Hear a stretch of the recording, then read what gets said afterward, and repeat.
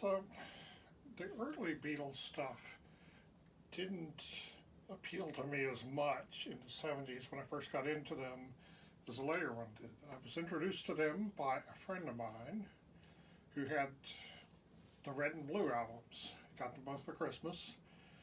And I liked all the stuff on the Blue album much better than the Red album, but I eventually did buy the Red album, but I was pretty much satisfied with everything on the Red album for that era. But my friend was more into the early stuff than I was, and there wasn't much from Revolver on the Red album, only Eleanor Rigby and Yellow Submarine. So he went out and got Revolver, and we listened to it, and I liked it so much I bought it. So this is the earliest one that I bought a record of in the 70s.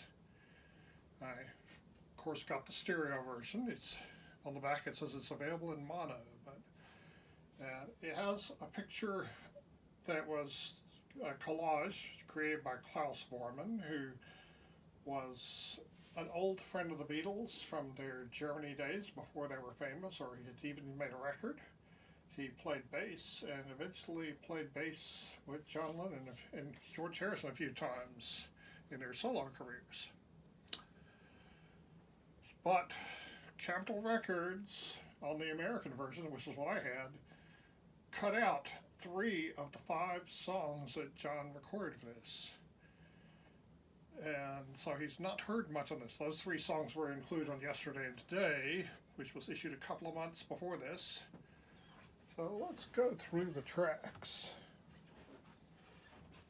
So it starts off with Taxman, which is written and sung by George Harrison. It's his protest against the tax rates of Britain for rich people. There were 95% on unearned income, like interest income. And I've only recently learned that George Harrison didn't actually play lead guitar on it. I think that was Paul McCartney. Anyway, the next song is Eleanor Rigby, which has no Beatle playing an instrument on it. They do sing harmony. Paul McCartney sings the lead, and their backup is a string octet. And so this is followed by Love to You, which was the first of 3 songs George Harrison did in a kind of Indian, classical Indian or Hindustani classical style. This one is one that has a message of hedonism. Funny story about this. There was a DJ who liked to play Within You, Without You in order to clear the floor and let people know it's time to go home at the end of the night. That would be the last track he'd play. And one night he decided, just on a whim, to play Love to You instead, and people cheered and rushed out on the dance floor, and he ended up having to work for an hour longer because he'd played that song. Okay, so that's followed by Here, There, and Everywhere, sung by Paul. Now, this was inspired by the Beach Boys' God Only Knows. It's very much in the Beach Boys' style, or based on it. Lots of harmony singing in it. The next one is Yellow Submarine, which was written by John. It's sung by Ringo with some spoken stuff by John in it. And it was written to be a children's song, and I first heard it on Sesame Street. But funny story, George Harrison's son one day was chased home from school by kids singing Yellow Submarine at him. And when he came home, he said to his dad, "Why didn't you tell me you were a Beatle?" Okay. And then the last track on side 1 is She Said, She Said.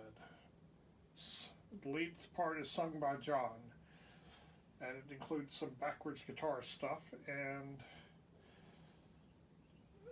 it's one of 4 songs he wrote with this backwards guitar stuff in this.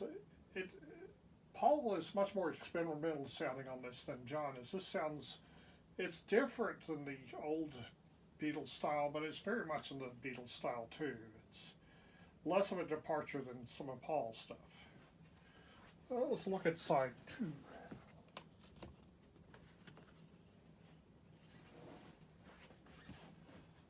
Okay, so side 2 starts with good day, sunshine. No, I didn't sing the titles of them. Let's sing them. Taxman, Eleanor Rigby, love to you, here, there, and everywhere. Yellow submarine, she said. Okay, so side 2 starts with good day, sunshine. And yeah, it's a really good start to the side of the album. It's Paul sings the lead on it, and his bass and piano really dominate that song. That's followed by another Paul song, For No One, which includes a horn. To my ear, it sounds like a French horn, but it's possible it could be a mellophone too. Those are the same size. The bell is the same size, but the mellophone is shaped more like a trumpet with piston valves and can be played with either a French horn mouthpiece or a trumpet mouthpiece. But yeah, it sounds like French horn. That's followed by a George Harrison song called I Want to Tell You, which includes, it's about him having trouble putting things into words and includes some discordant piano stuff. And then that's followed by Paul's Motown sounding song, Got to Get You Into My Life. And I think some Motown artists did record that after, because I think I heard it somewhere else first. But yeah, it's got a big horn section, which they use tape trickery to make it sound even bigger.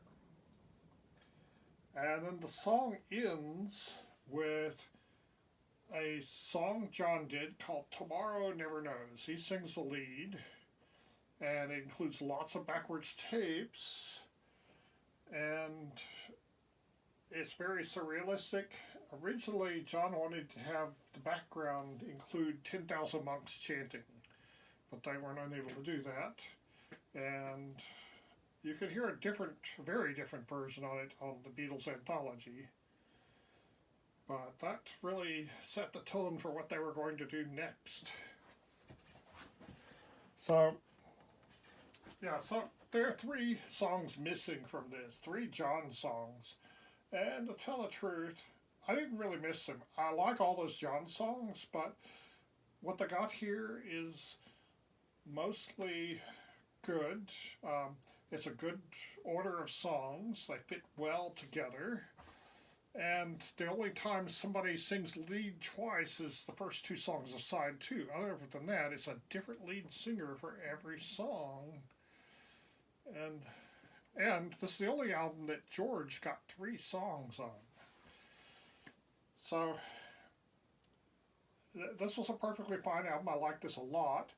At one point, I recorded this album onto cassette tape over a cassette of the Earl Scruggs review, and something messed up with the tape, so She Said was backwards on the tape, and so I got to hear it backwards, and that was kind of interesting.